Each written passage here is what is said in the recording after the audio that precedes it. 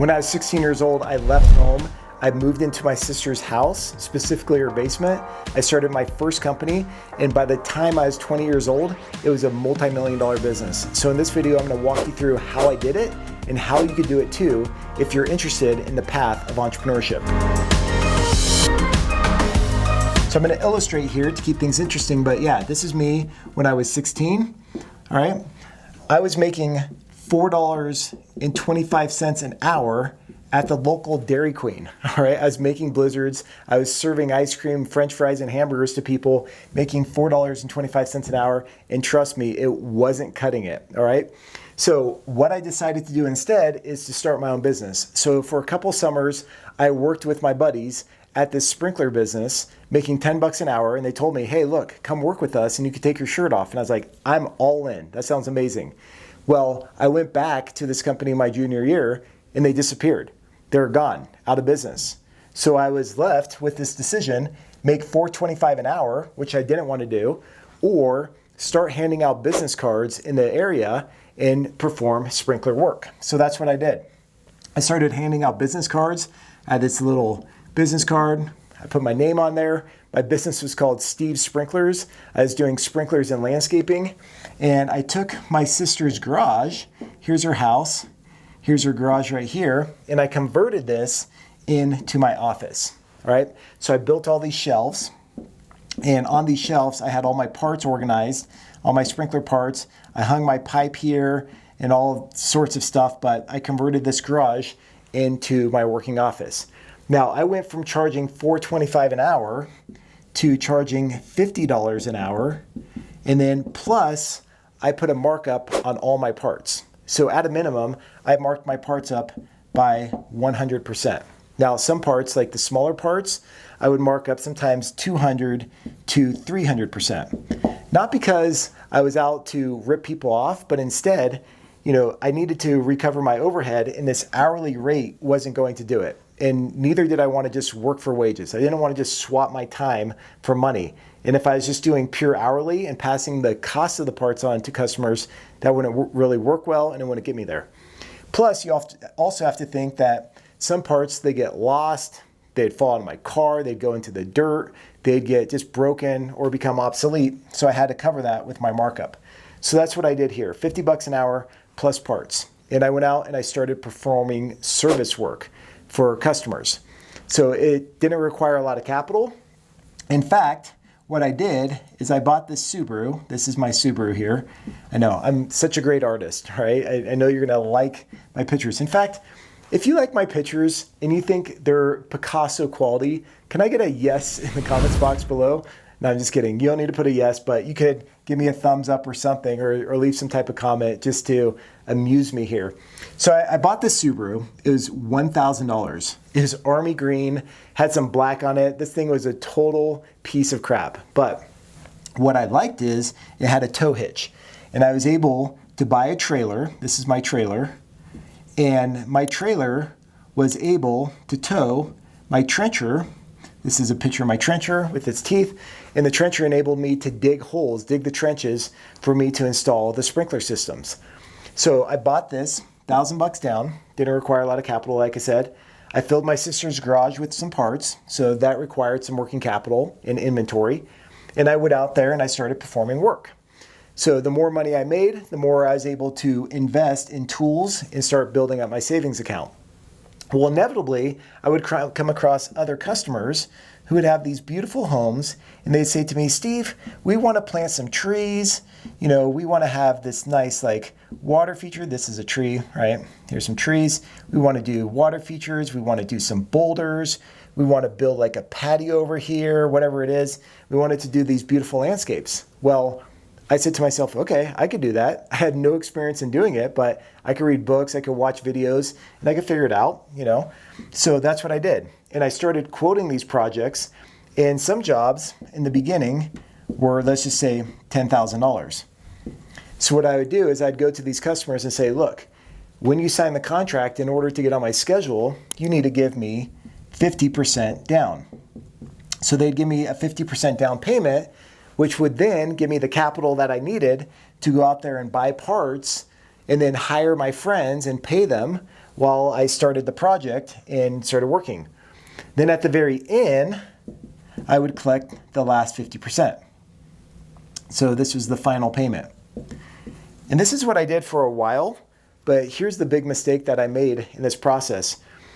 I did this and my customers were holding on to the last 50%. Well, my jobs would consume, 70% of the total cost before I was done. So I was floating this 20%, $2,000 on this job. I was floating that out of my savings until I collected this last 50%. So I changed my payment terms and I made it 50% down and then 30% in the middle and 20% at the end. And then I even changed it later on to like a third. So I did a third, depending on how long the job was, or I structured it like 50, 40, 10. But the goal was to get as much cash as possible up front in order to provide the working capital that I needed to scale my business. So the more jobs that I did, the more profit that I earned, the more people that I hired gave me more capital to reinvest in the business. And next thing I know, I was able to buy a fleet of trucks. So these are my trucks right here. I know, terrible trucks. Okay, these are all my trucks. I had all this equipment. I invested in a big office and we were out there and we were moving and shaking. Here's the crazy thing though. Through this entire process, when I built this $1 million business, multi-million-dollar company, here I am running this business and I had all these employees and I had no clue how to read financial statements. I've said that before on my podcast. I've said it in other videos.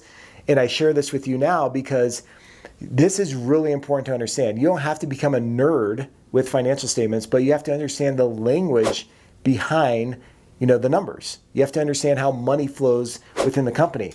And I made a lot of mistakes along the way with my pricing. Sometimes my pricing was off. Sometimes my terms really hurt me from a cash flow perspective. I didn't really understand working capital, and that impacted my liquidity. So understanding how numbers flowed through my business was really, really important. So here I was doing these jobs and I kept increasing my quality and the value that I was delivering to my customers through design and other things, which allowed me to increase my pricing and achieve price premiums, which only increased my margin. But here's the big thing that transformed my business that I want to share with you here. I was spending so much money on customer acquisition cost. I'll abbreviate here as CAC, customer acquisition cost. It would cost me so much money. Let's just say, it's $3,000 to bring in a brand new customer. So I was spending all this money in marketing and advertising and sales just to bring in these new customers. Here's the problem with this. Okay, so I bring in new customers. And every time I bring in a new customer, I have to spend $3K. Now that's okay if it's recurring revenue. Okay, did you get it? No pun intended there. That's kind of funny or not. But $3K for each person. And they would do a landscape job and they would be done. Now, oftentimes I was able to get referrals off these customers, which led to maybe a few more customers in other jobs, which helped out with this customer acquisition cost. But it was very labor intensive to find these customers and find them at the right time when they needed landscaping services. What I realized is that it's better, instead of going after individual homeowners, because I was in the residential market, to go after builders. So here I have a builder, and this builder builds all these homes, right? Here's a picture of a home, right?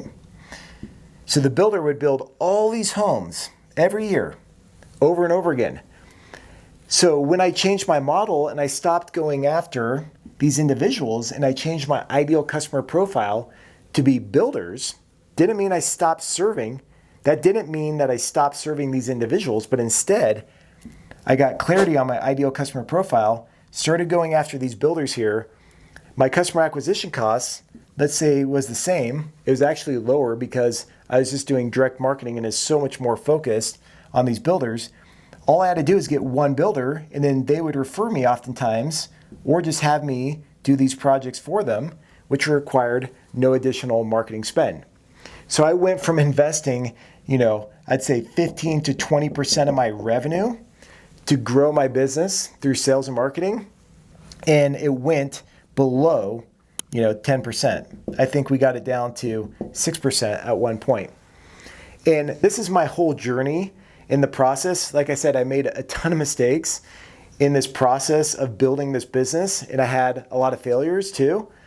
But I point this out because, number one, financial literacy is critical, because you can see just through this example how many times I referred to the numbers, and knowing the numbers will allow you to make certain moves to optimize profit and cash flow, which will make a huge difference in the long term.